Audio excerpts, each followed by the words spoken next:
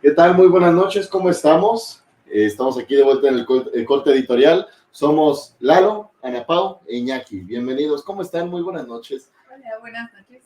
Muy bien, ¿y tú? Muy bien, muchas gracias. Aquí, después del mítico tercer debate, por fin, a 15 días de las elecciones más importantes y más grandes de la historia.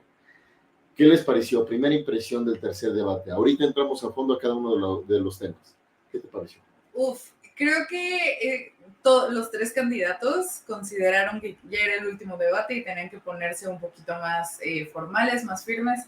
A Claudia me llamó la atención que estuviera vestida de morado, se me hizo una ironía realmente. Esta Xochitl fue la primera vez que la vi con un huipil azul, aludiendo obviamente al PAN, y a Mayna es menos sonriente, pero de ahí en fuera creo que, híjole, me faltó lo que yo estaba buscando en este tercer debate, que es el cómo de las propuestas. Perfecto, totalmente de acuerdo. ¿Tú cómo lo ves, Lalo?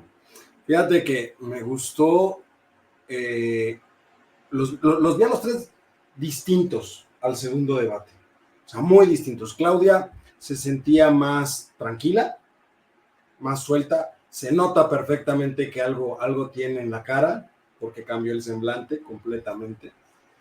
Igual que Jorge Álvarez, también le cambió el semblante, o sea, de estar todo el tiempo sonriendo en el segundo y en el primer debate, ahora se veía una persona más seria, una persona más enfocada en las propuestas, pero no deja de ser, digamos, el candidato que lo que busca es ser o tratar de demostrar cierto logro de movimiento ciudadano, pero ni siquiera son sus logros. O sea, a diferencia de las otras dos que hablan de sus logros, lo que hicieron ellas, él solamente habla de otros gobiernos. Y hay que recordar algo muy importante. Nuevo León y Jalisco no es la realidad del resto de la República Mexicana. Son 2 de 32. 2 de 32. Y Xochitl, pues la vi, pues igual, segura, informada, cercana. O sea, creo que salió a lo que tenía que hacer. A mi gusto, le hubiera dado más tiempo al tema de seguridad. O sea, creo que los otros temas son muy importantes, pero creo que seguridad es el reclamo más grande de la población a nivel nacional. Yo le hubiera dado más tiempo al tema de seguridad. Pienso que la actuación de las tres candidaturas fue buena. A mí no me dejan nada que desear ninguna de las tres. Quiero mencionar cuál ha sido el cambio que he visto en cada uno de ellos. Maynes, de esta sonrisa, llegar todo fachoso, casi desfajado, de milagro no con una playera, a llegar con una corbata, a presentarle, a arreglar su imagen, a tomarse en serio la chamba. Sheinbaum, pasar de ser la dama de hielo a tratar de ser más sonriente, con la misma línea ideológica y ahora sí cumpliendo el mandato de Palacio Nacional, cantar las victorias de López Obrador, ni siquiera de la 4T, no de este sexenio, las victorias de López Obrador, defenderlo a capa y espada, como lo hizo todo el debate, de la manera en la que no se atrevió a hacerlo en el segundo, a mi parecer. Y tercero, una Xochitl suelta, holgada, no tan inquisitiva como en el segundo debate, más moderada, formal, ¿no? Exactamente, ya más a la idea de si me la juego y realmente llego a la presidencia, no puedo agarrarme cachetadas con nadie, tengo que realmente atender con respeto a la gente y empezar a hacer las cosas por la línea indicada. Pero fíjate, hay algo interesante. Xochitl se moderó, pero encontró el justo medio entre el primer debate y el segundo debate. Exactamente. Los otros dos se fueron a los extremos, de estar muy sonriente a estar muy serio, de proyectar una imagen más juvenil a una imagen... Cambiaron de podio nada más. ¿No? Y la otra de una presencia muy parca, muy, ¿no? A tratar de verse más sonriente, a tratarse de ver más cercana, digamos.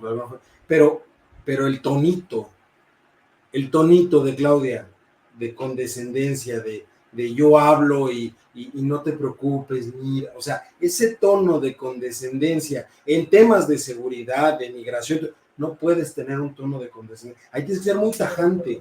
Sin voltear a ver a Xochitl ni a Maynes, los vio para abajo todo el debate. Sí. Sin voltearlos a ver. Bueno, pero ya hizo más caras, ¿no? Sí, eso sí. Pero ahí se ve que ya no se le ven las arrugas. Sí, tanto como pudo hacerlas. Tanto como pudo hacerlas. A ver, citando a nuestra queridísima columnista Carla Roel, ¿quién demonios se pone cuello de tortuga con 32 grados? Sí, no, impresionante.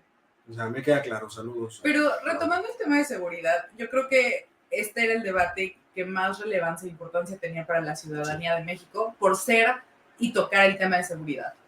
Y a mí lo que más me molestó, me puso y me hirvió la sangre, no solo fue, o sea, cómo Claudia le daba la vuelta a los temas de mujeres y a los temas de las madres buscadoras, porque ni siquiera se tomó el tiempo para darles la vuelta, no los tocó e ignoró justamente pues esos temas tan relevantes que a mí como pues, feminista lo vi desde que Claudia entró a la jefatura de gobierno. O sea, a mí me tocó estar en marchas donde nos lanzó el gobierno de Claudia las gas lacrimógeno, donde nos cerró Palacio Nacional, donde nos aventó a los policías para, según esto, controlar una marcha totalmente... Los granaderos que no son granaderos, porque los granaderos ya no existen. Ajá, exactamente. No, o sea, de verdad, yo lo que esperaba era que se tocaran esos temas de cómo se iba a solucionar la crisis de feminicidios, cómo iban a tocar el tema de las madres buscadoras.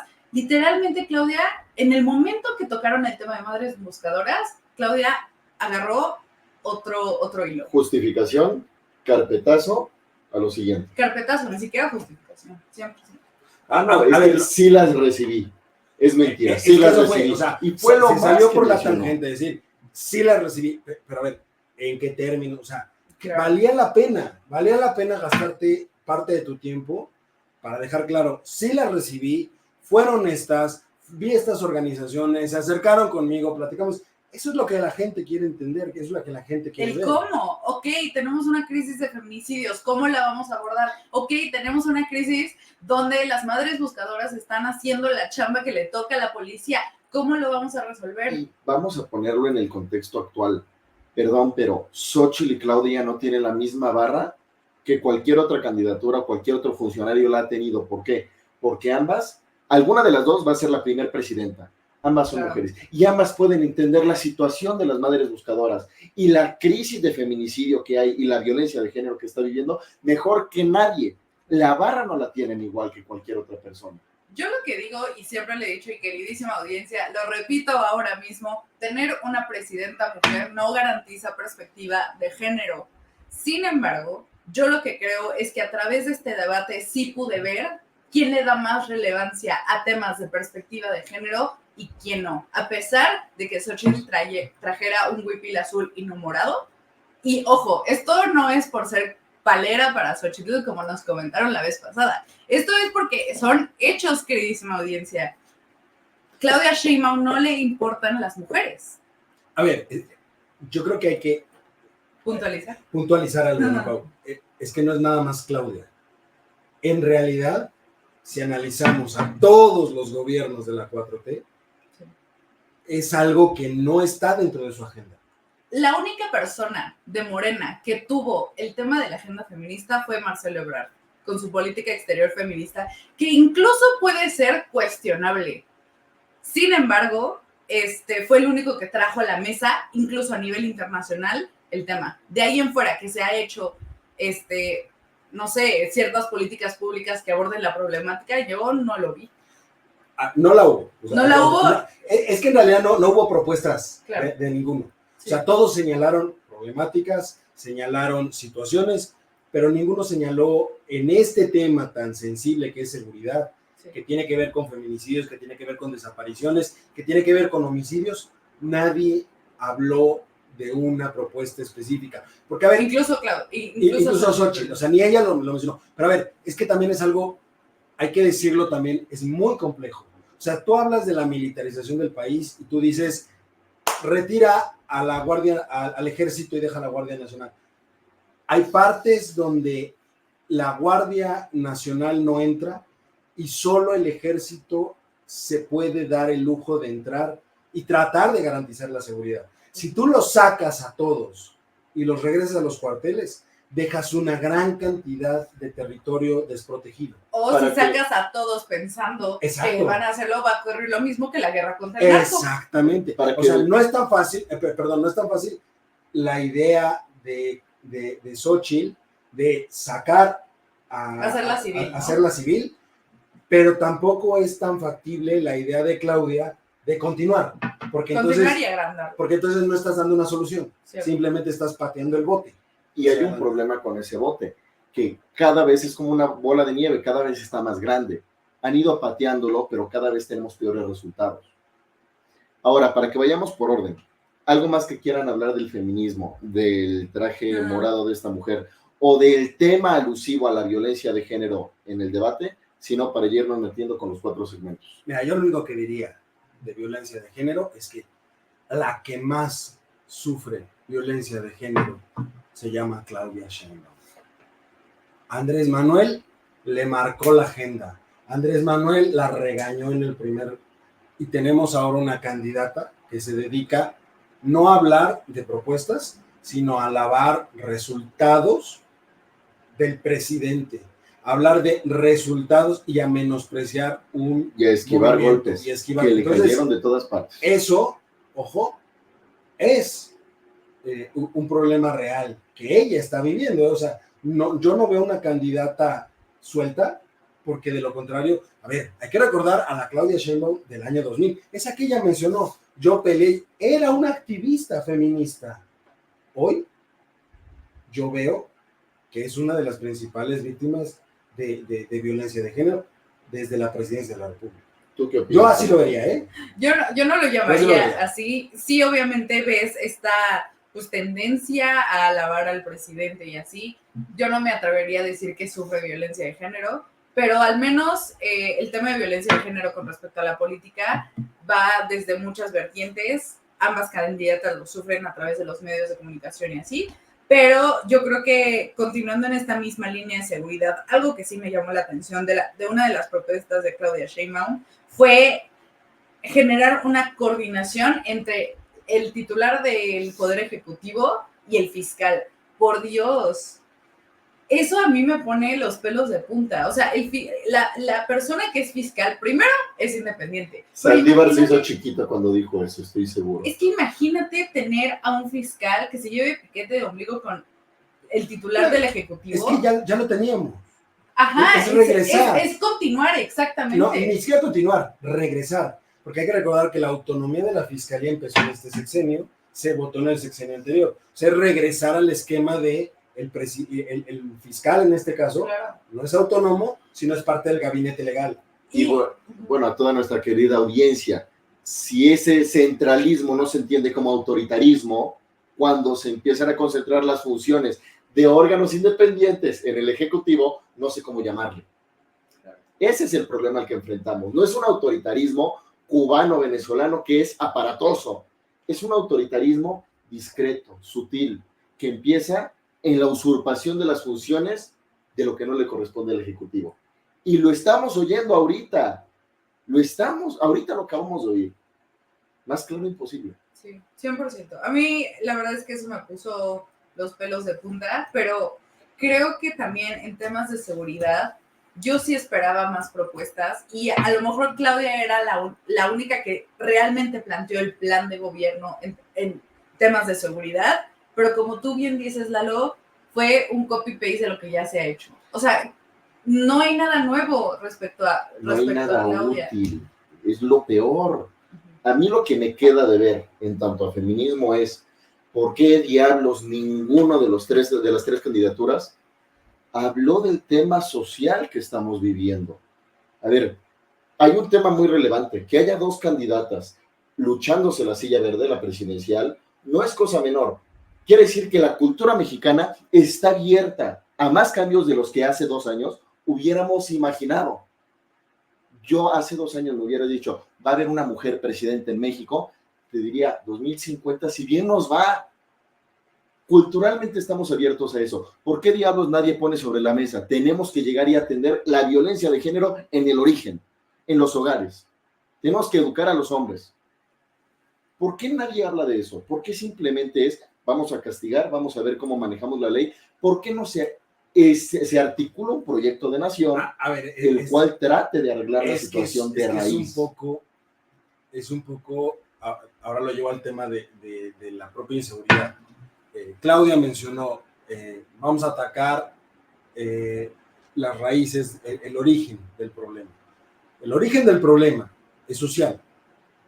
Pero en algo también tiene razón Xóchitl. Si empezamos desde que le están pidiendo derecho de piso a los agricultores, a los empresarios y todo, pues ya desde ahí empieza el tema. ¿Por qué? Pues porque finalmente, ¿cómo es que se agrandó tanto ese aparato?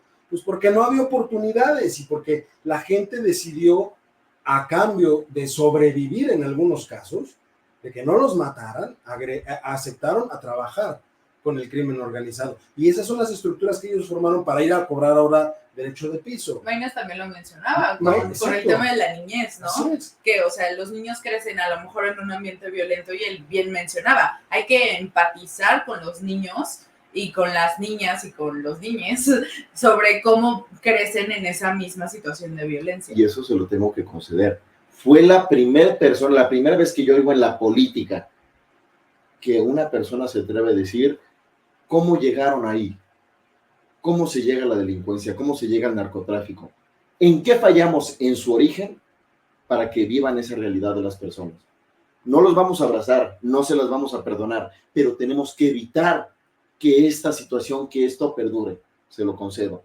Yo que espero que esta agenda de género y feminista se integre con las demás políticas y se vea de manera ecléctica, no como el que da bien, vamos a vestirnos de morado y tenemos que verlo. Pública. O sea, creo que algo que tú bien dices, Iñaki, es que Xóchitl y Claudia no tienen la barra como lo tendría un hombre. Entonces, lo que sí debemos como ciudadanía es, si queda una o queda la otra, es tener esta exigencia de perspectiva de género a las políticas y legislaciones que busquen hacer. Pequeño paréntesis, recuerda, querida audiencia, por quien votes es a quien más le tienes que exigir. En todas tus boletas, la presidencia, alcalde, diputados, senadores, diputados federales, gobernador, a quien apoyas es a quien más le tienes que exigir. Esa es tu función. Ese es el ejercicio del voto a lo largo del ejercicio del encargo. Vamos a arrancar entonces con los segmentos. Política social. ¿Qué opinan?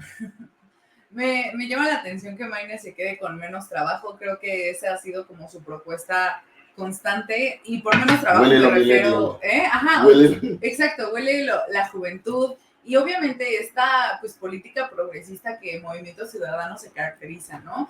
Creo que pues al final Maynes puede decir lo que quiera, insisto, lo que se le hinche la gana, pero va en tercer lugar y no tiene tampoco congreso con el cual lograr sus propuestas. Y eso pues es una tristeza. Puede prometer todo. Puede prometer todo, sin duda, y creo que lo que promete no está mal, o sea, y no es descabellado. Y realmente Maynes es un muy buen candidato. El timing político que trae es nulo. O sea, el timing es malo y no trae capital político. Me gusta mucho el matiz. ¿Tú? Mira, yo vi un excelente diagnóstico por parte de los tres de cómo estamos. Ninguna propuesta, otra vez, volvemos al tema. El timing que maneja Movimiento Ciudadano es parte de su plataforma, o sea, tampoco no están poniendo algo nuevo en la mesa, simplemente están haciendo énfasis en la plataforma que ese propio partido ha tratado de forjar durante mucho tiempo. Claudia se encerró en decir, por donde vamos es por donde vamos a continuar prácticamente, ¿no? Xóchitl, pues sí, sacó algunas ideas que dices, bueno, pues puede ser que tenga cierta idea específica, hablan de los programas sociales, Maynes ahí habla justamente de esa reforma fiscal que nadie ha querido tocar. Pero ojo, una cosa es poner el tema en la mesa como lo han hecho ellos, pero ni siquiera ellos han querido entrarle de fondo a decir cómo quieres hacer esa reforma fiscal, porque no es algo tan sencillo de hacer. Tanto Claudia como Xóchitl no se pueden meter en ese tema, porque la gente escucha reforma fiscal y dice más impuestos, menos impuestos. Es impopular. ¿A cuánto brincaría? Es impopular. Es impopular. Es políticamente incorrecto en una campaña hablar de dineros. Porque, ojo, en este país tenemos la idea rara desde los 50 de que aquí hay mucho dinero. Lo que pasa es que está mal repartido. Esa siempre ha sido la idea, desde los 50. Y ahorita, si analizamos realmente si hay dinero, te das cuenta que no hay dinero. ¿Por qué? Porque en los 50 a lo mejor había mucho dinero, pero porque estaba entrando mucho dinero y ahorita no entra tanto dinero. Esa idea de logramos la inversión extranjera más grande, la manga del muerto. El dato específico de la Secretaría de Economía fue, sí logramos un récord, pero el 95% de esos recursos fue reinversión. O sea, no captaste nada nuevo, simplemente. Y el otro 5% se lo va a echar MC al hombro. Y entonces, en política social, yo no escuché nada nuevo.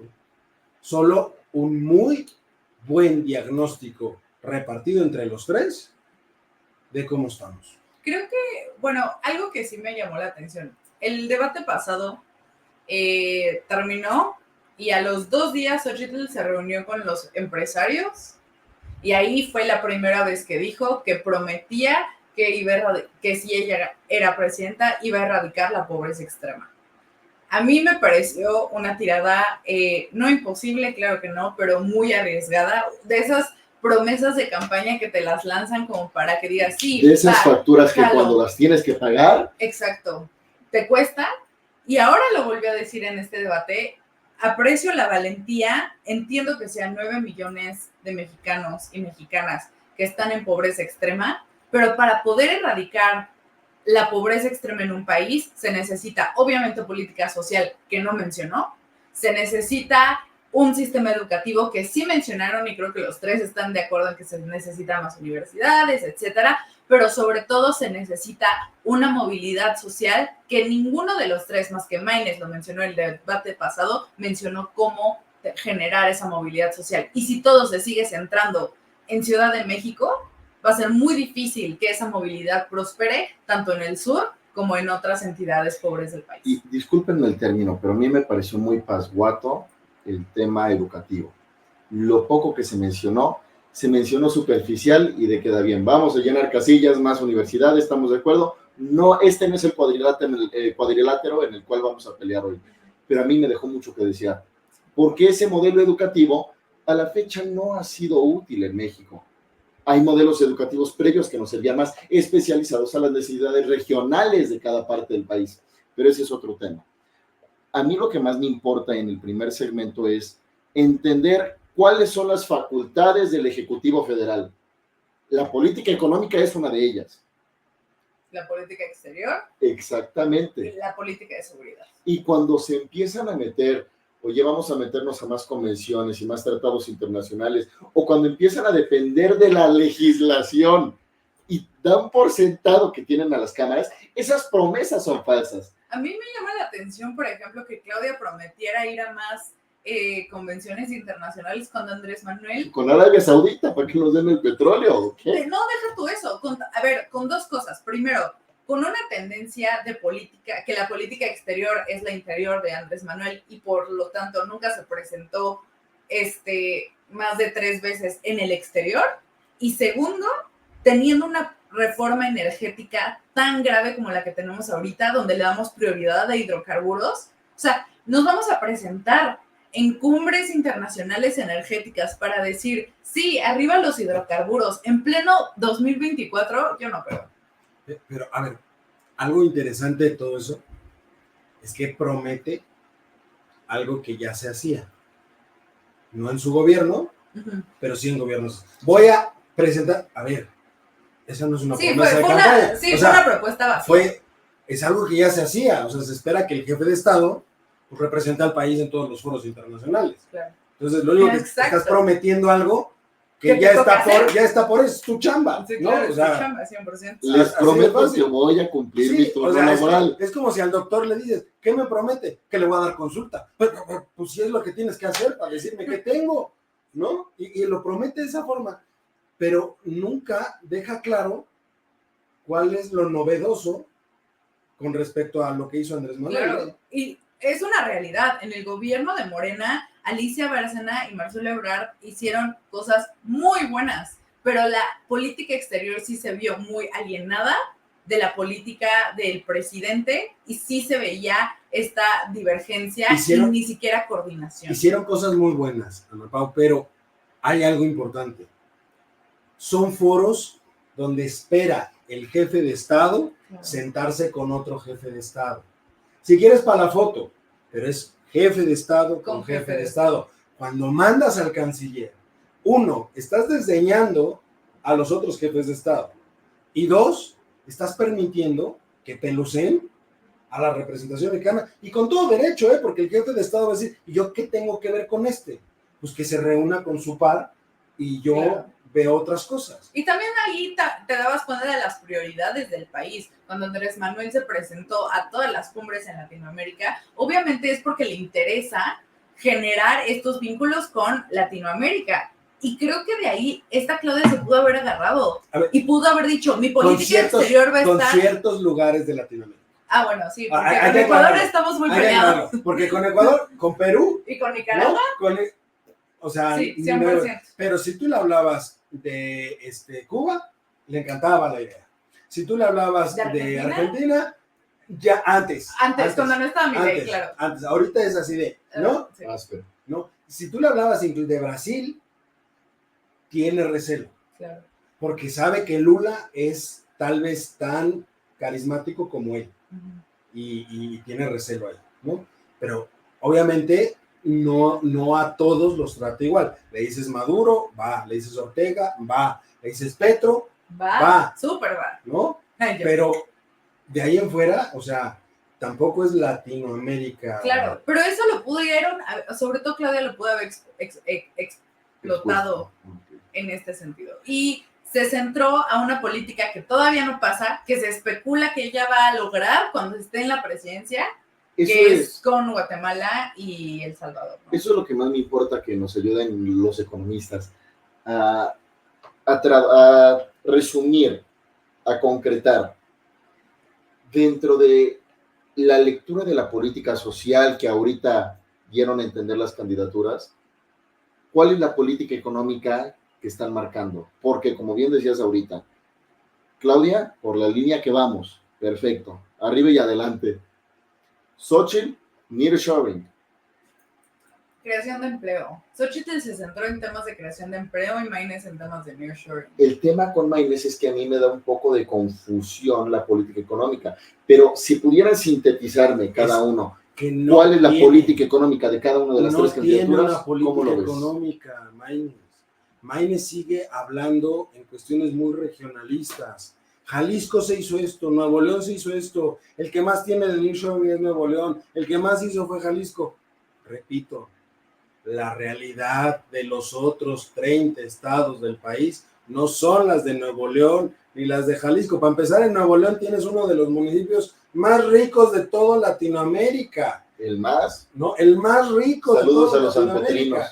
Nuestro Patreon luego se no pasamos. Es la realidad de ahí.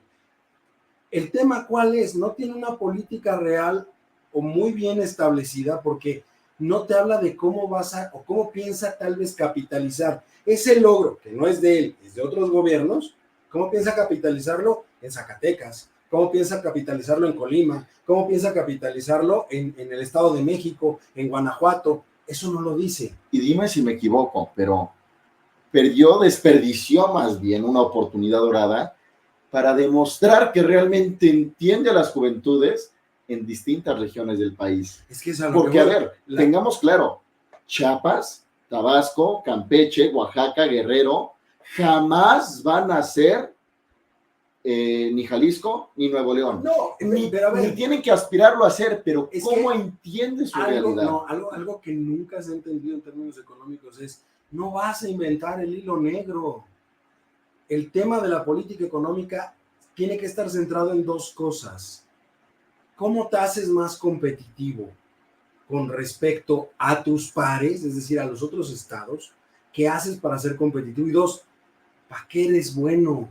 Cada estado en realidad tiene algo en lo que es bueno económicamente hablando. Ahí no inventes el hilo negro, ahí céntrate para generarlo. Turismo, minería, logística, transporte. Quitar el tema del cobro de suelo. Exacto. Que es tan, híjole, y ahí se vienen, y por eso yo creo que también temas de política económica venían ligados a este debate. El tema de la inseguridad dentro de el mercado económico de México es súper importante, y creo que, bueno, Creo que simplemente lo mencionó incluso Xochitl, pero tampoco propuso algo, o sea, no dio propuesta a cómo vas a quitar el cobro de suelo. Dio por sentado que la estrategia funciona, pero no desglosó. Ajá, exacto. Y eso es lo que se busca en este debate. O sea, yo ya, es el último debate, ya no me digas qué propones, dime el cómo. Y no me hagas una exposición de motivos, hazme una exposición de capacidades, de virtudes, de estrategias. Pero es que, a ver, es que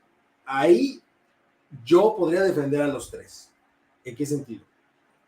No puedes, en algo tan delicado como la inseguridad, dar específicamente el cómo. Porque, repito, uno de los grandes lastres del gobierno de Calderón fue abriste la caja de Pandora sin saber realmente qué había dentro de la caja. Claro.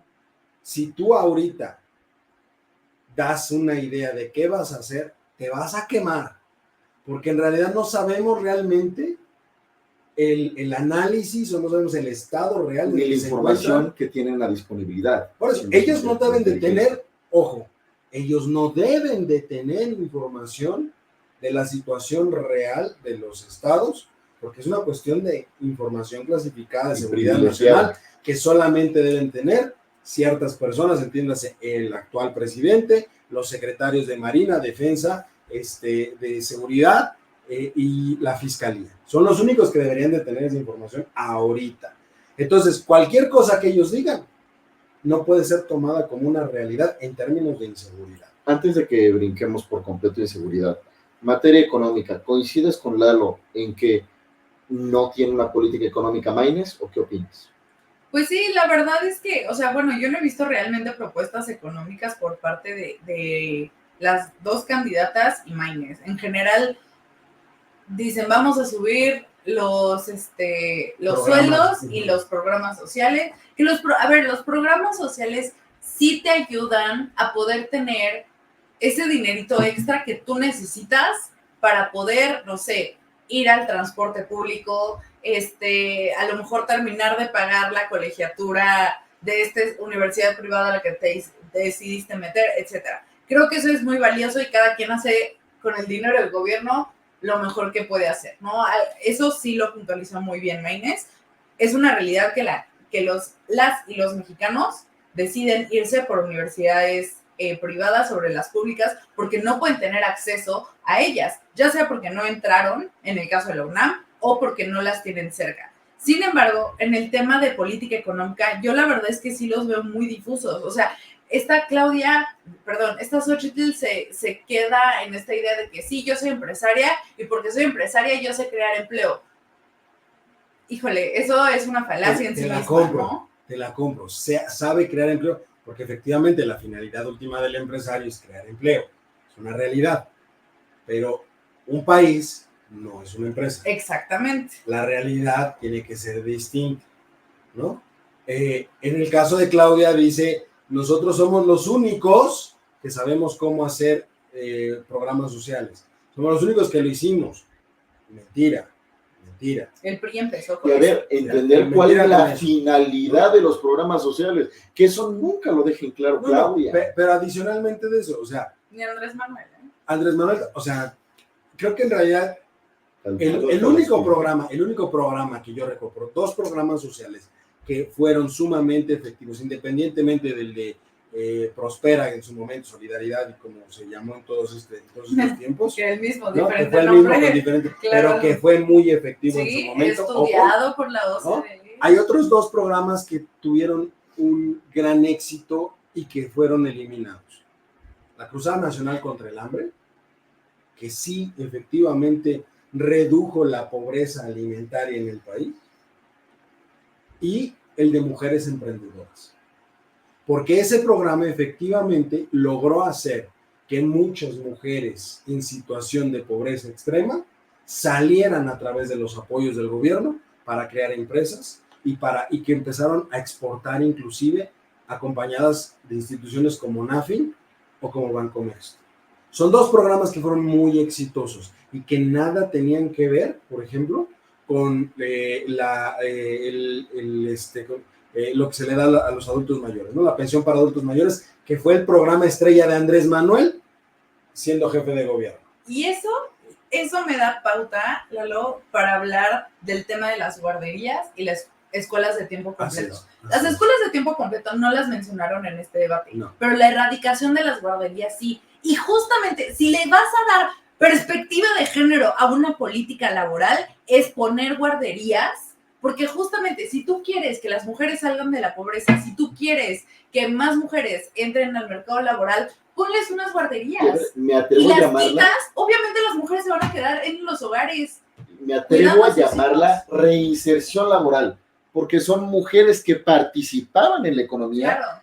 que tuvieron que recluirse debido a la extinción de las guarderías. El tema de las escuelas de tiempo completo, otra política que era multidisciplinaria en términos de no solo vas a abordar el tema de la alimentación con los niños y tampoco solo vas a abordar el tema de la educación, sino también vas a servir o fungir, digamos, como guardería para aquellos padres de familia que trabajan de tiempo completo. O sea, ese tipo de políticas eran las que se necesitaban recuperar en este debate. Pero y Claudia Xochitl decir, las vamos a regresar. No hay que perder de vista algo importante.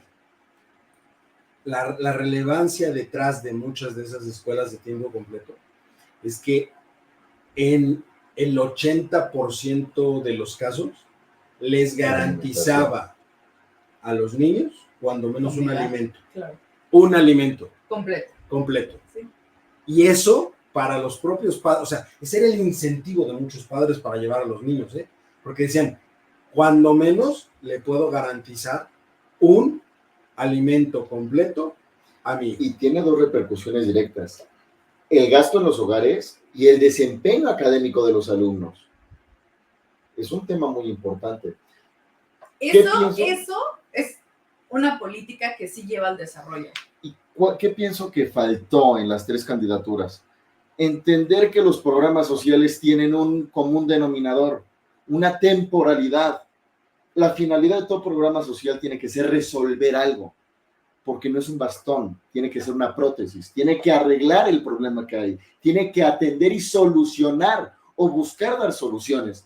No simplemente el placebo, la paletita, deja de estar molestando y bueno, nos vemos en 6 años en las elecciones, donde te voy a cambiar el sabor de la paletita. Pero es que, a ver, algo que se perdió de vista también de los programas sociales, creo yo que lo desaprovecharon tanto Xochitl como Maínez, fue algo muy importante. Sí, ustedes saben dar programas sociales, pero destruyeron un sistema de salud. ¿Qué pasa? Le doy más a las personas, pero ¿qué crees? Ese extra lo terminan gastando en medicinas, en atención médica. Y por culpa de ustedes son necesarios más programas sociales. Entonces, en realidad, esa disyuntiva de te doy más es una falacia, porque no te estoy dando más. Te estoy dando lo suficiente para que cubras lo que yo mismo ya no te estoy dando. Claro, y el mismo cuestionamiento que se hace, que justo con el sistema de salud, la política mexicana no va al ISSSTE, no va al INSABI, no va al IMSS, van a instituciones de salud privadas. Y bien claro se vio, por ejemplo, con Samuel García, que su hija tuvo que ir al hospital. ¿A cuál hospital la llevó? A un hospital privado. En el caso de Claudia, yo creo que hubiera sido muy valioso preguntarles a ellos, ¿y ustedes alguna vez han utilizado el sistema de salud en México? ¿Sí o no? Ninguno de ellos ha utilizado el sistema de salud de este país. Por supuesto. O sea, el presidente de la República jamás, que ese lo entiendo perfectamente, ¿eh? O sea, entiendo que ese tenga que ser atendido en el hospital militar, porque estás hablando del jefe de Estado. Claro, o sea, que no se puede ir de un día no puedes irte a cualquier lado, ¿no? Ahí no te la puedes jugar. A todos los demás. Pero claro, hay una historia de también por qué le tienen un poco de miedo. Hay que recordar, el sexenio pasado, el director del ISSSTE se murió siendo atendido en el ISSSTE. Se le murió al ISSSTE, su propio director. Entonces ahí es donde dices, ¿cómo? O sea, si ni siquiera el propio titular la libró y se murió siendo atendido en esa institución, pues ¿qué rayos te puedes esperar? Claro. ¿No? creas un INSABI para sustituir el Seguro Popular y luego dices, es que el INSABI no sirve. Pues si tú lo hiciste. Vamos a crear el IMSS Bienestar, vamos a revivir el IMSS Bienestar porque ya existía desde 1970 el IMSS Bienestar. Vamos a revivirlo. Ahora vamos a darle todo el dinero. A ver, espérame tantito. Me estás diciendo que ahora en una institución que tiene un serio problema financiero van a convivir personas que son derechohabientes por un pago de impuestos y por un pago propio, porque no solamente es de impuestos, sino que también tu aportación como trabajador te da el derecho para atenderte ahí. Van a convivir con personas que no aportan nada y que el gobierno es quien aporta directamente. Sí. Ok, no me cuadra, porque ¿a quién le vas a dar preferencia? ¿Al que está pagando o al que tú le estás pagando? Y entonces salen a decir, no, es que al que yo le estoy pagando no va a tener la misma cobertura que el otro. Entonces estás haciendo una diferencia entre un trato diferenciado. Cuando el acceso a la salud es universal. Exactamente. Y entonces no acaban de entender ahora. Y luego vas a las clínicas y te dicen, no lo puedo atender porque no tengo insumos. No lo puedo atender porque, ¿qué cree? Se fueron los doctores, renunciaron y ya no van a contratar a nadie. Entonces ya no hay cardiología, ya no hay neumólogos, porque renunciaron y decidieron ya no contratar a nadie. Entonces se tiene que esperar hasta que se contrate a alguien o se le dé una cita en algún otro lado. Ellos no pasan por eso. Ni lo pasarán. Ni lo pasarán. Ahora, antes de cambiar de segmento, política social, ¿algo que quieran agregar? Ya. Es una burla. Sí. Totalmente de acuerdo. Ponándole con el dedo. Es una burla. Siguiente, voy a dejar seguridad al último para que hablemos holgadamente al respecto. Política exterior. Un poco lo que ya habíamos dicho, o sea, la política de la 4T es la política de Andrés Manuel. La política de Andrés Manuel está aquí adentro, no allá afuera. ¿Qué va a hacer Claudia? Pues está vendiendo como propuesta hacer su chamba, prácticamente. La política exterior de las tres candidaturas pienso que fue pues tener buena relación con los demás y ya, pero vamos a hablar de inseguridad y corrupción. Ni siquiera tocaron temas de hacer más tratados de libre comercio. Incluso uno de los moderadores les preguntó qué buscan hacer y hablaron de todo menos, o sea, les preguntó ¿con qué país te gustaría hacer un tratado de libre comercio o abrir el tema comercial? Y entender el momento histórico que estamos viviendo, donde se acaba de establecer ruta directa con China y donde la hegemonía ahorita se peleada. El próximo año tenemos que renegociar el tratado con Estados Unidos y Canadá. ¿Qué vamos a hacer? ¿Qué vamos a renegociar? ¿Qué vamos a renegociar? ¿Qué queremos igual y qué queremos cambiar? Y lo más importante, ¿qué estamos haciendo para prevenir los dos escenarios? ¿La continuidad de Biden o el regreso de Trump? Claro. ¿Qué se está haciendo, independientemente de quién gane? ¿Qué se está haciendo, por ejemplo, desde la Secretaría de Economía para decir, estos son los puntos básicos donde nos tenemos que centrar en la renegociación? Si está Biden o si está Trump. Eso es algo que ya tendría que estarse trabajando desde ahorita y no lo están haciendo. Eso es algo muy fácil. En política exterior pienso que las tres candidaturas hablaron un poco, hicieron mención de su conocimiento de la política, de la situación actual, pero reprobados en cuál va a ser la política los próximos 6 años. A mí lo que me sorprendió de eso es que solo dijera y solo se centrara en su mismo guioncito. Yo no voy a poner a gobernadores ni a senadores como embajadores. Y sí, bien Maynes le dijo, pero pues todos ellos son del PRI, amix. Y entonces Xochitl dijo, pues sí, ¿verdad? Y perdón, pero ¿eso qué tiene de política exterior? Es el servicio exterior mexicano. No, eso no tiene, y yo creo que la ciudadanía de a pie le vale 3 quesos. El servicio exterior mexicano. No, o sea, deja tú el servicio exterior mexicano. Saber que el embajador de Timbuktu fue... Porque ya no están aquí. Un priista. Porque ya no están aquí, exactamente. No están aquí. Pero a ver, lo único que sí puedo rescatar de todo es que la promesa de Xochitl de rescatar el sistema exterior mexicano, porque eso sí hay que ser sinceros, a nivel internacional el sistema exterior mexicano sí se había ganado un lugar específico, sí se había ganado un prestigio específico, que se empezó a acabar cuando empezaron a dar consulados y embajadas. Agentes sin personas A ver, ¿a de cuántos carrera. embajados nos retacharon ¿No? este sexenio? Y de todas partes. ¿Y cuántos buenos embajadores tenemos en la hielera ahorita? Claro.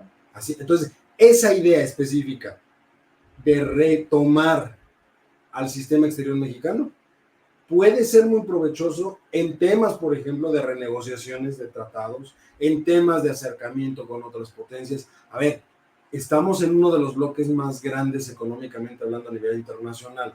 México, Estados Unidos, Canadá. El bloque de Norteamérica solamente le da batalla como bloque comercial el bloque regional asiático, que tiene que incluir a China, a Japón, a Taiwán y a varios otros países de la región. Son los únicos que le dan por volumen, pero son 15 países contra 3 que somos acá. ¿Cuál es el tema? Que si no fortaleces los lazos diplomáticos con todos esos lugares, te comen el mercado. Y eso es parte de fortalecer o regresar al sistema mexicano exterior a un punto donde sea reconocido a nivel internacional. Y donde hagan la chamba que ya saben hacer por la Exacto, experiencia que han adquirido exacto. en su carrera. Poner a la gente capacitada Diplomática. para hacer esas cosas. Sí. Tenemos diplomáticos de carrera de años. Pienso que este No ha debate se fallado. prestaba para algo que no se aprovechó. La compaginación de seguridad, sociedad y economía.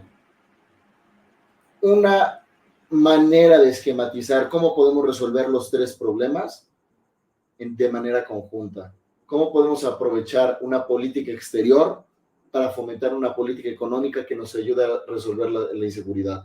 Y se trataron como temas totalmente ajenos, como si fueran mutuamente excluyentes, lo cual pienso que fue un gran error y muestra que tienen una visión de túnel las 3 candidaturas, que están ahorita perdidos, desbocados por el 2 de junio, pero que ninguno de los 3 está realmente teniendo perspectiva presidencial. Sí, 100%. Y creo que ahorita que mencionas esta pérdida, yo también creo que viene desde la organización del debate. Aquí vi preguntas que sí eran de los moderadores, que sí la ciudadanía estaba involucrada, pero no sentía las preguntas cercanas a la ciudadanía, ¿no? O sea, ¿cuál va a ser su política exterior? Realmente creo que esa no es una de las preocupaciones principales de la ciudadanía de a pie. Y creo que se pudieron haber saltado el tema de política exterior y abordar el tema, no sé, No, darle más tiempo de cualquier otra seguridad. cosa, más tiempo de seguridad, o Así volver de a abordar fácil. el tema de educación, o abordar temas Salud, de educación, salud, claro. Seguridad. O sea, tienes muchos otros temas que pueden ser más relevantes que el sistema exterior mexicano, que la política internacional. Porque, a ver, ya este país no puede aislarse del resto del mundo, ni estamos aislados, somos parte de la comunidad internacional y eso es obvio, aunque a Andrés Manuel no le guste, le encanta el TEMEC, eso fue una realidad. Su cuando llegó a la presidencia, su primera acción fue mandar a su gente con la de Peña Nieto a ver qué onda con la renegociación del tratado, porque sabe que sin ese tratado no íbamos a salir adelante y él necesitaba dinero para todo lo que quería hacer.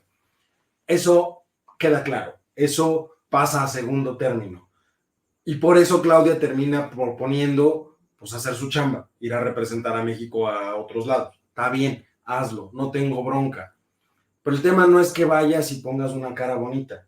El tema es que vayas y realmente atraigas la atención hacia este país. ¿Cómo vas a atraer la atención hacia este país? Esa es la parte interesante. Si no hay capital, no hay empresa. Si no hay empresa, no hay producción.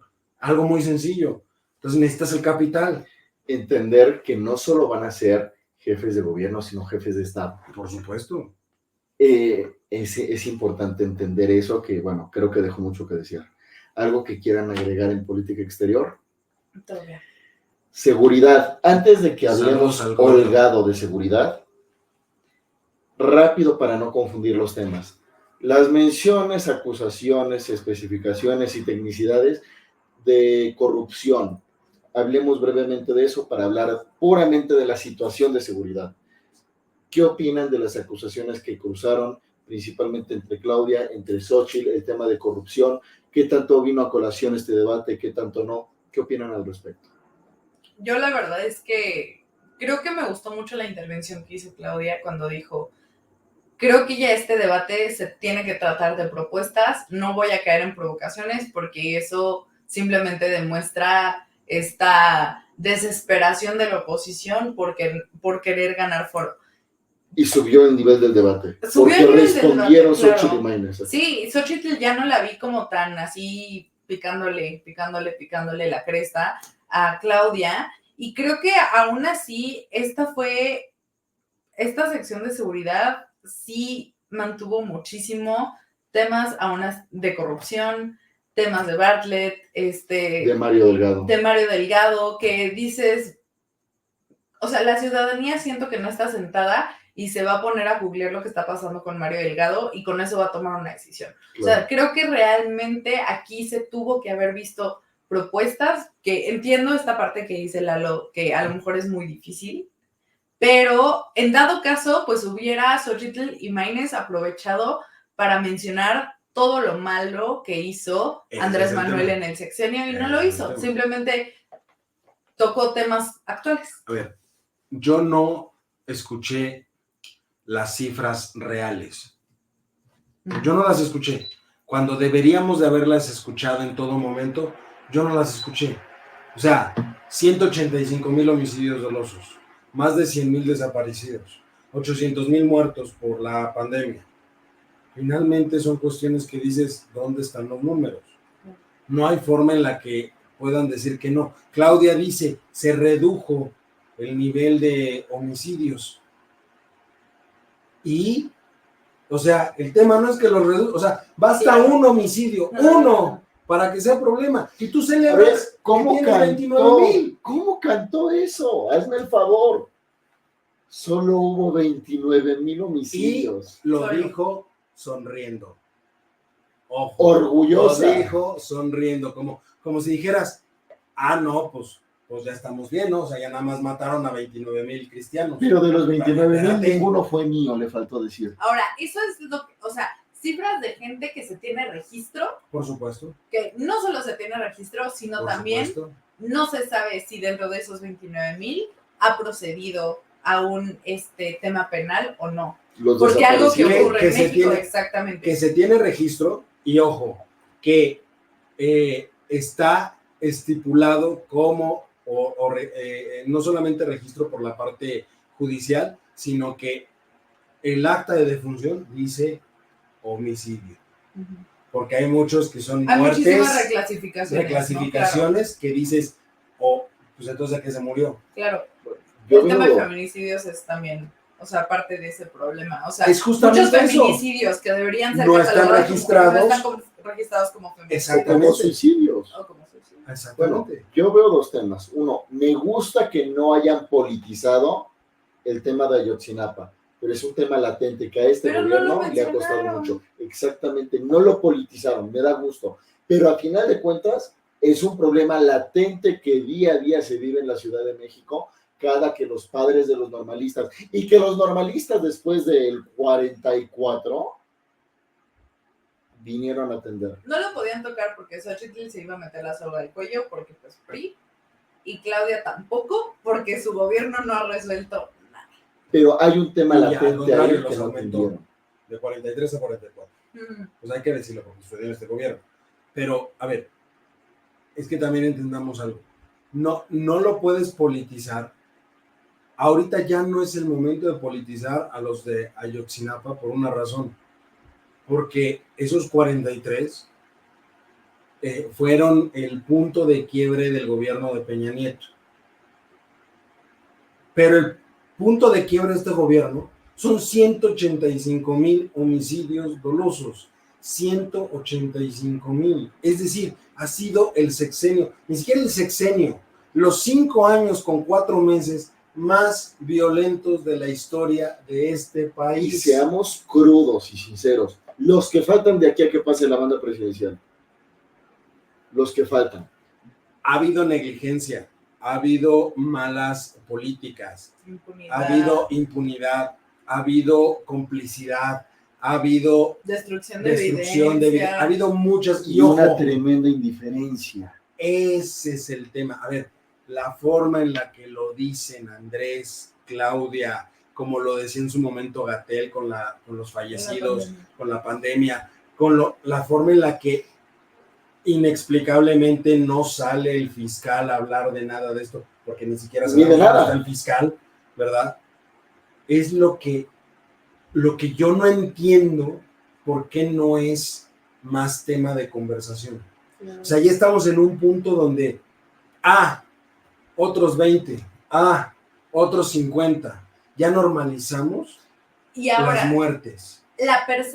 Las cifras de percepción que dio Claudia, no sirve de nada, querida audiencia, que tengamos una percepción maravillosa de que bajó la inseguridad cuando tenemos cifras que dicen totalmente lo contrario. Y ni siquiera es la percepción, o sea, si revisas las cifras del INEGI, 62% de las personas de 18 años o más a nivel nacional no se sienten seguras en su ciudad. No, 62%. Claro. O sea, no estás hablando de una cifra chiquita. Estás hablando de que más de la mitad de la población de una ciudad no se siente segura. Simplemente, vámonos al término de percepción. Se puede cerrar los ojos, la persona que quiera y no va a percibir ningún tipo de violencia, delincuencia o crimen. Pero dile que se tape los ojos a alguien que le acaban de matar al hijo, al padre, alguien que tuvo que huir, de asaltar. Alguien que acaba de huir de su ciudad de origen, de su pueblo, de su comunidad, por miedo a que su vida corre riesgo. Tan fácil, díselo a los que diariamente se suben al transporte público sin saber si en ese momento se van a subir a asaltar. Y se levantaron para irse a trabajar. O sea, ya es una normalidad donde dicen, lo único que espero es que hoy no me toque. Querida audiencia, cuando oigan las famosas encuestas de percepción, quédense con eso. Díganle a alguien que acaba de perder un familiar o alguien que vive con este miedo, como posiblemente tú vives, al igual que pienso que nosotros tres vivimos, que se tape los ojos cuando le toque, a ver cómo le va. Pero también, ojo, hay algo importante, quiero regresar al que no pueden dar la solución de bote pronto. Totalmente de acuerdo. Claro. Es decir... Pero su solución de bote pronto fue, aumentemos la Guardia Nacional. Es que, a ver, yo te diría, podría estar yo de acuerdo con esa parte y a la vez no. ¿Por qué? Pues si quieres sacar al ejército, necesitas engrosar al otro. Sí. ¿Me explico? O sea, por ese lado dices, ok, entiendo el tema. Lo quieres hacer más grande para sacar a los otros y meter a estos. Voy de acuerdo. Pero el tema tampoco es tan sencillo, porque hoy la Guardia Nacional es un cuerpo militar civil, ¿no? Es decir, está integrado por militares, pero tiene una estructura civil, digámoslo de esa forma, que por lo tanto no tiene acceso a las armas de alto calibre que puede tener el ejército. Lo engrosas teóricamente, por eso, y prácticamente, porque en muchos lugares por eso no entra la Guardia Nacional y tiene que entrar el ejército, porque no tienen el armamento para hacerle frente a los cárteles que sí tienen el mismo armamento o a veces mejor armamento. Seguramente mejor, lo vimos con Oviedo. ¿No? Entonces, cuando lo ves de esa forma, dices, a ver, ¿cómo le hago? Porque el problema ya ha permeado tanto y está tan anquilosado en algunas zonas que no es tan fácil hacerlo.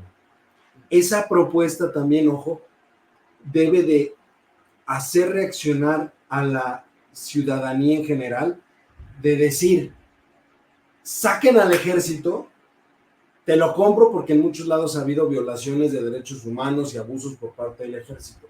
Ellos ya no quieren al ejército ahí. El problema está en que saquen al ejército, en muchos lados, abre la puerta completa al crimen organizado.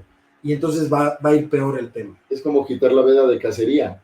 Y en otros lados tráeme al ejército, porque las policías de aquí, y lo dijimos en algo, o sea, tú ves, y miles de mexicanos lo han vivido, a veces ves a la autoridad local y sientes más temor que no verlos. Sí, la policía no me cuida, me cuidan mis amigas. Exacto. O a veces ves a la Guardia Nacional y te da más temor. Sí. Ves al ejército y te da más temor. Sí, sí, Pero sí. hay zonas donde ven al ejército y sienten un alivio impresionante. No, o deja tú eso, las mismas autodefensas. Así es. Justo por la falta. Otro tema que tuvieron que haber tocado. Exacto. En inseguridad. En inseguridad. Debieron en haberlo política tocado. social, porque a ver, cuando habíamos visto autodefensas, niños de 8 o 12 años con un rifle.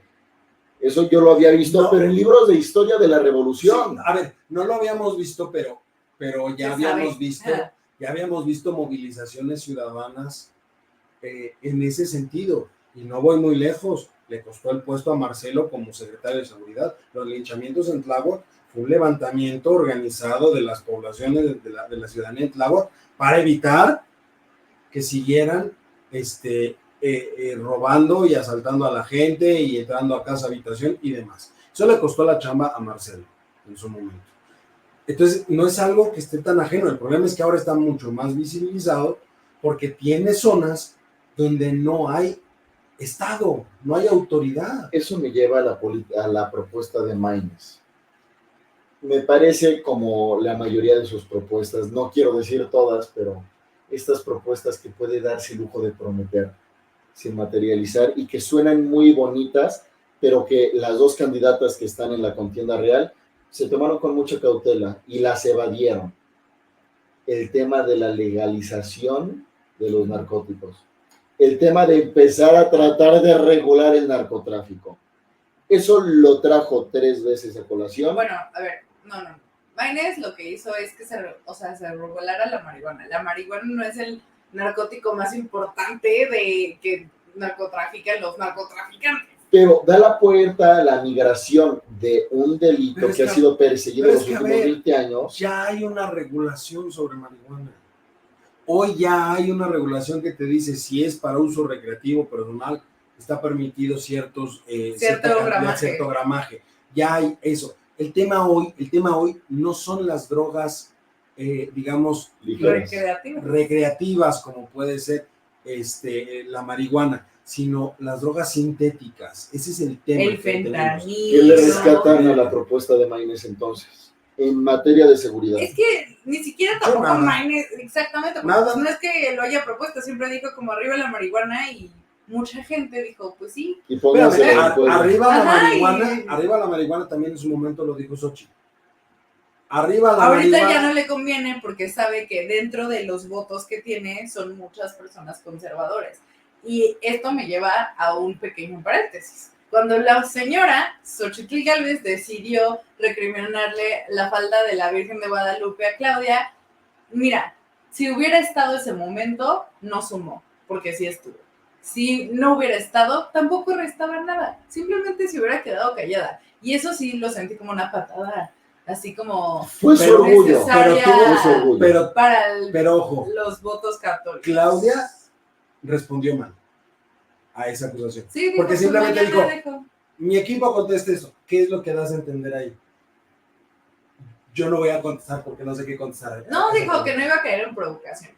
No, pero literalmente dijo, mi equipo va a responder eso mañana. Así lo dijo. Mi equipo va a responder eso mañana. A ver si sí lo responde. Pónganse a trabajar, chicos. Sí, a ver, porque ojo, puede ser que no haya sumado nada a Xochitl, pero sí le puede restar a Claudia, porque finalmente estamos en un país.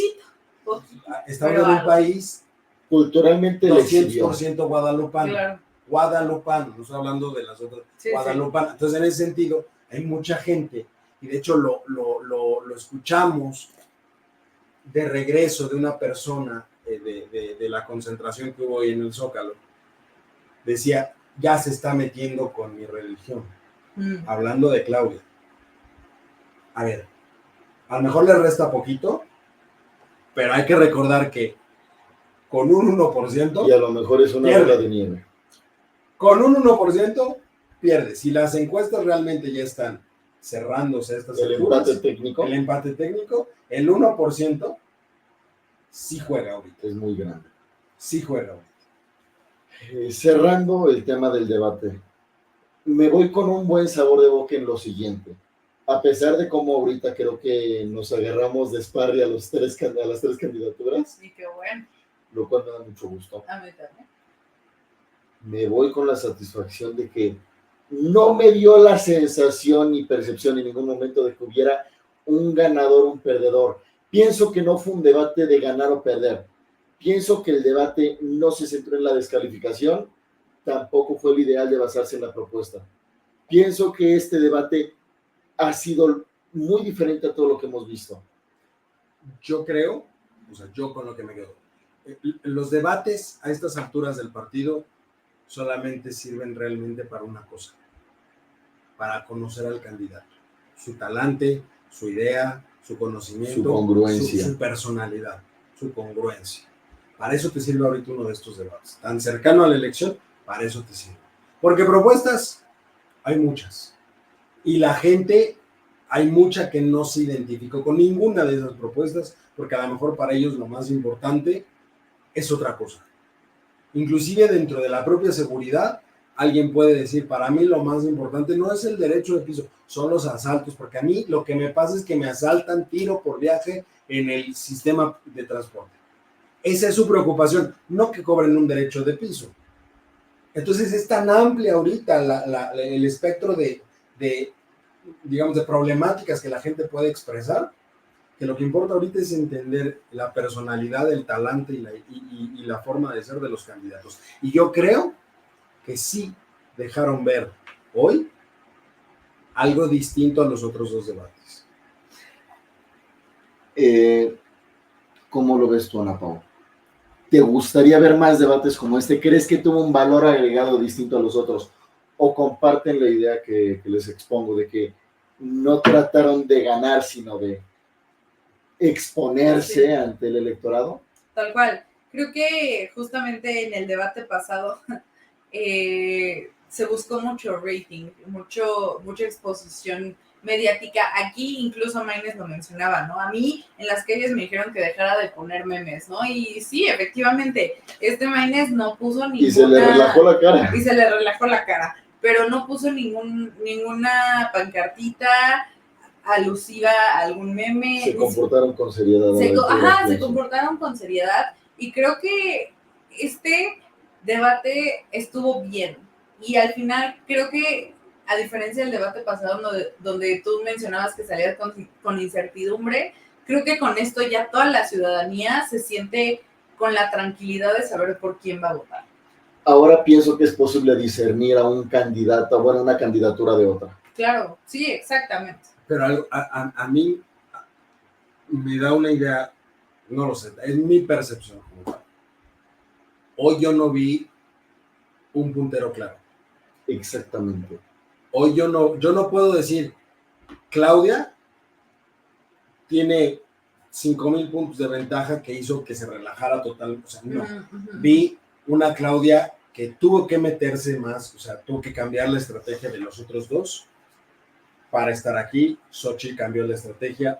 O sea, yo veo 3 candidaturas.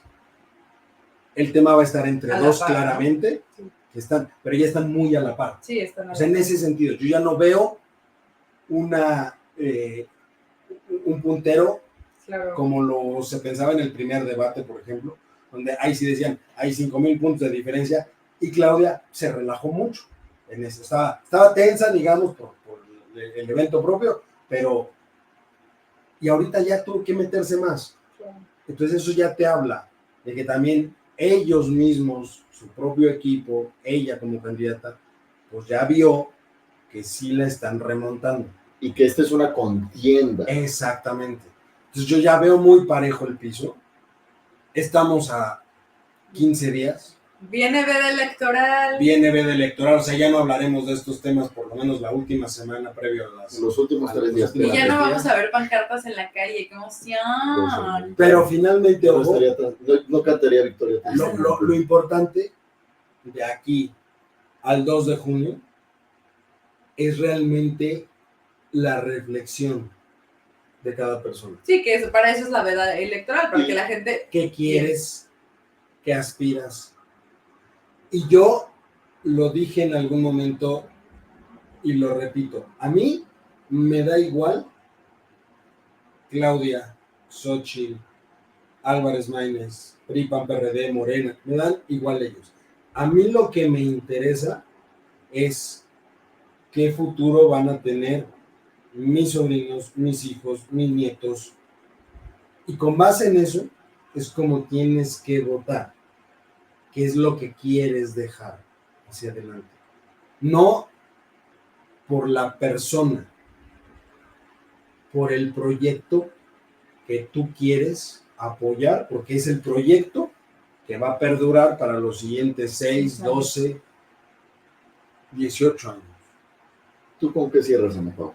Yo, la verdad es que creo que yo invitaría a la ciudadanía a que se metan a las plataformas de Claudia, de Xochitl, de Maínez, para ver a más detalle las propuestas que dan y a partir de ahí tomar una decisión. Igual invitaría a la ciudadanía a pensar que una vez que tengan una propuesta que les gusta, cuestionarse y cómo el presidente o la presidenta lo va a lograr. En el caso de Xochitl, también cómo se van a definir las senadurías y la Cámara de Diputados va a ser importantísimo para que el plan de gobierno que a ustedes les guste se pueda materializar. Por eso, en mi caso, buscaría una candidata que pueda tener este capital político para manejar sus propuestas y poder accionar sus promesas de campaña. Entonces, con eso yo me quedo y con eso invitaría a nuestra audiencia. Yo quiero cerrar con dos cosas. Ahorita lo que mencionabas. No sé si compartan mi opinión, pero yo veo claramente que esta contienda está cerrada entre dos mujeres. Xochitl Gálvez por la Alianza, el Frente Amplio por México, y Claudia Sheinbaum por Morena, PT y Verde. Punto. Son las dos que tienen posibilidad de ganar. Pero quiero reconocer algo que jamás ha logrado ningún partido político y logró Maínez. Llamar a un electorado que siempre fue indiferente a la contienda electoral. Llamar la atención de nuevos participantes, de un sector de la población que no hubiera ido a votar si no hubiera estado su campaña. Yo creo que es que hay que matizar algo. Lo que ha obtenido Movimiento Ciudadano son aquellos nuevos votantes que se están apenas metiendo a este rollo de votar y de la política y demás, que en realidad no se identifican con partidos tan añejos. Pero sigue existiendo un gran porcentaje de la población en una indiferencia total. Totalmente de acuerdo. O sea, el llamado al voto es vamos a llegar, fíjate, vamos a llegar al 63-65%. Significa que todavía hay un 35-40% del padrón electoral, es decir, casi estamos de 40 millones de personas que no les interesa. De 2/5 partes. No les interesa salir a votar. Y eso es un chorro de gente. Eso hay que dejarlo también, es un chorro de gente hablar de 40 millones. O sea, dimensionémoslo. Andrés ganó con 30, pero hay 40 que no les interesa meterse a este rol. ¿Por qué? Por aburrimiento, por desconocimiento, por lo que tú quieras, Gustavo, pero no están dispuestos a salir a votar. Ese reto también tiene que ver con un esquema de partidocracia que ya está totalmente agotado, porque muchos no se representan ni por un partido, ni por otro, ni por el candidato, ni por... O sea, simplemente sobre todo teniendo este no tipo de alianzas tan... Exacto, y no se sienten representados por nadie, y por eso menos les interesa, pero tampoco les interesa salir a votar. ¿Por qué? Pues porque hoy tenemos una estructura que es muy compleja para un independiente, por ejemplo, que realmente quiera ir por su cuenta, pero también tenemos una estructura que para nada privilegia la dinámica de inserción de nuevas personas a la política. Totalmente. Y eso es una realidad. Entonces, pensando que ya está definido totalmente el contexto, el panorama electoral de aquí a 15 días y solo queda un tiempo de reflexión, mi último mensaje es el siguiente. No solo que si tú votas, ganamos todos y ganamos todas, sino que lo que vamos a hacer el 2 de junio es ir a tachar 5 boletas en 23 estados y en 9 estados vamos a tachar 6 boletas. Pero participar en la democracia no solo es irte a presentar el 2 de junio. Participar en la democracia es involucrarte en lo que hacen los funcionarios a los cuales tú les estás concediendo el poder y a los que tú estás encargando en la oficina. Participar en la democracia no se acaba el 3 de junio. Participar en la democracia es involucrarse, exigirle a las personas por las que tú has votado y evitar que la ciudadanía solo forme parte de las decisiones, de la toma de decisiones de este gobierno cada 3 o cada 6 años. Si tú vas a votar, vientos, qué bueno, gracias y felicidades. Pero date cuenta que ser un demócrata va mucho más allá de irte a presentar con tu tarjetita de plástico 1 o 2 veces cada 3 años. Participa en la democracia, involúcrate, exígele a tus funcionarios, exígele a aquellos a los que tú has puesto en el cargo. ¿Algo más? Sí. 2 de junio, transmisiones especiales todo el día por el sitio del comentario del día. Vamos a empezar como a las 12 del día, pero van a estar diferentes mesas. Va a haber una mesa de análisis legal, una mesa de análisis empresarial, una mesa de análisis económica, una mesa de análisis feminista sobre el tema feminista. Vamos a tener a la primera mujer presidenta de este país.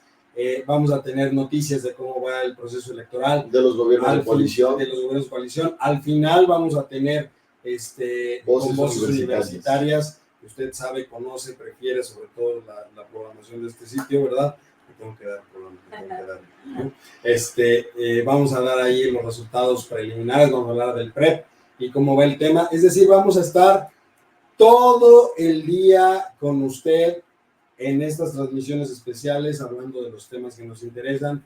Sintonícenos, de verdad, les pido que nos sintonicen, que nos sigan en todas las redes sociales, que nos sigan en todas las plataformas. Vamos a estar en todos lados, vamos a estar hasta por debajo de la sopa, ¿no? Entonces, es un momento histórico, es un momento, y lo digo no solamente por quien puede ganar la presidencia, sino por la magnitud de lo que va a ser la elección.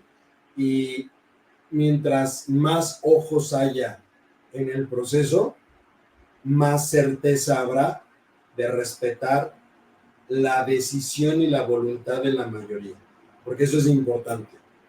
Gane quien gane, tiene que ser un proceso transparente y tiene que ser un proceso limpio. Y aquí le vamos a estar informando de todo. Gracias por todo. Somos Eduardo, Ana Paula e Iñaki, y esto fue tu corte editorial. Buenas noches y muchas gracias. Cuídense mucho.